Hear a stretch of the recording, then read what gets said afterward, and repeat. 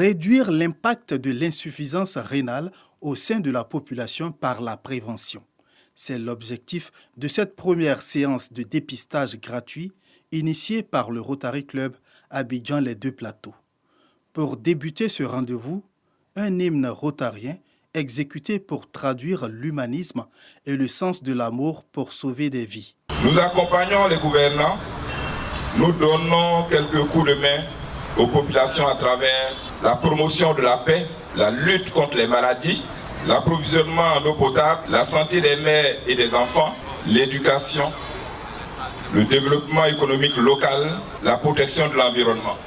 Ce qui nous réunit ici aujourd'hui, la lutte contre les maladies. Pour Marie-France Kissi, présidente de la commission Action Rotary Club Abidjan Les Deux Plateaux, cette action vise également à interpeller chacun à une prise de conscience face à cette maladie silencieuse. Elle exhorte les populations, en particulier les riverains, à se faire dépister au moins une fois par an. Professeur Apollinaire Dazé Nyonsiaye, directeur général du Centre national de prévention et de traitement de l'insuffisance rénale, CNP-TIR, a salué plus de 30 années de partenariat entre ce centre et le Rotary Club. Le Rotary Club de Plateau nous accompagne pour la prise en charge des personnes qui souffrent d'insuffisance rénale, en nous aidant à acquérir du matériel et aussi en nous aidant à faire de la prévention.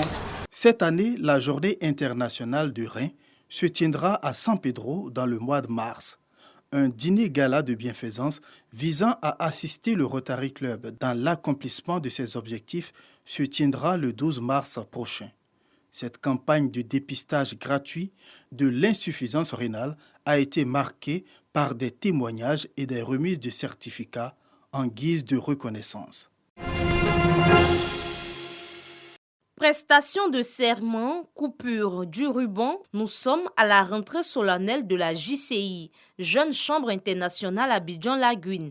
Cette cérémonie lance officiellement les activités du mandat 2022. S'unir pour impacter positivement la commune de Cocody.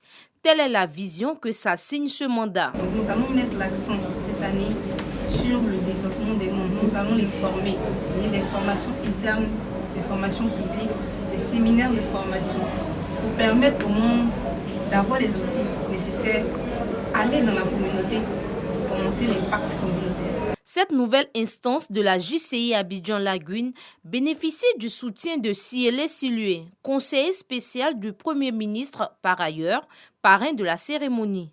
Unir pour impacter est pour moi quelque chose de fondamental.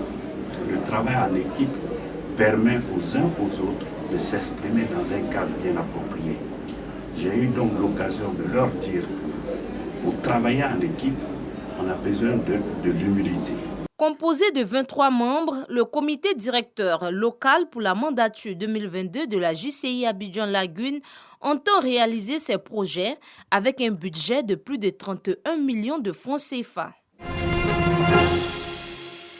Dans le cadre de la mise en œuvre de sa matrice d'action 2020-2021, la Direction régionale de l'éducation nationale et de l'alphabétisation Abidjan 4 s'est dotée d'un vaste programme de visites dans les structures de l'enseignement primaire et secondaire, privées et publiques. Ce programme a permis de constater plusieurs problèmes liés à la gestion des structures éducatives. Pour Mamadou Binaté, directeur de cabinet du ministre de l'Éducation nationale et de l'alphabétisation, la solidité d'une bonne structure éducative passe nécessairement par un bon renforcement de ses capacités. Le séminaire est important pour nous, c'est pour ça que nous avons donné notre caution pour qu'on renforce de manière substantielle les capacités des gestionnaires de ces structures-là. Parce que la santé du système éducatif en général dépend de la santé de ces structures. C'est pour cette raison qu'il faut insister sur la formation des gestionnaires de ces structures-là.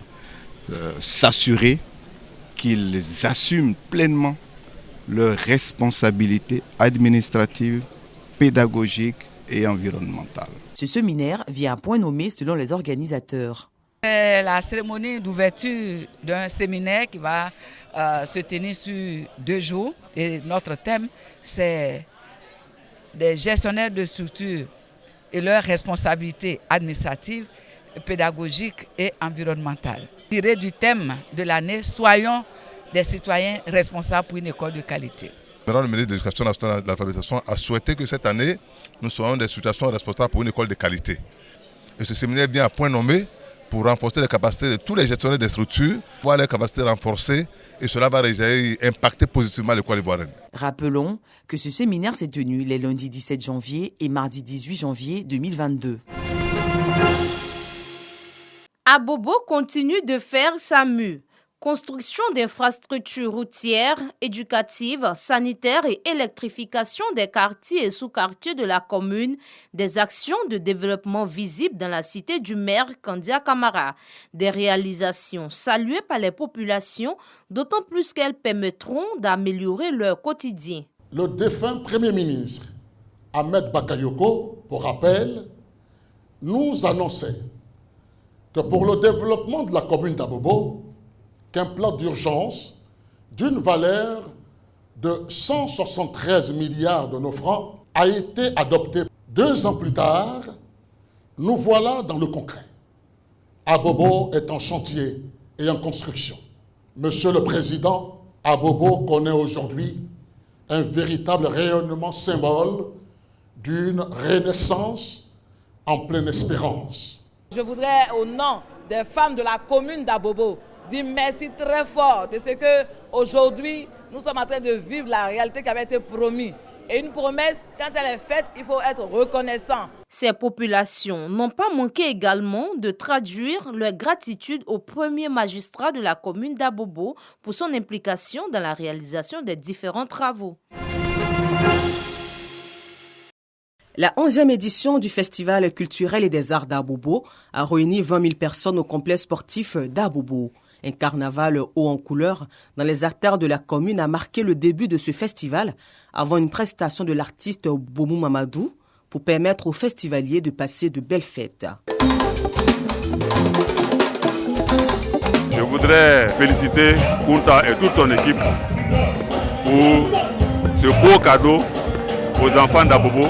Je pense que des initiatives comme celle-là doivent être encouragées par toutes les autorités. Cette cérémonie qui s'est déroulée sur 3 jours a été meublée par plusieurs activités et l'attraction principale était le village du festival pour permettre aux festivaliers venus de l'international de connaître la culture ivoirienne.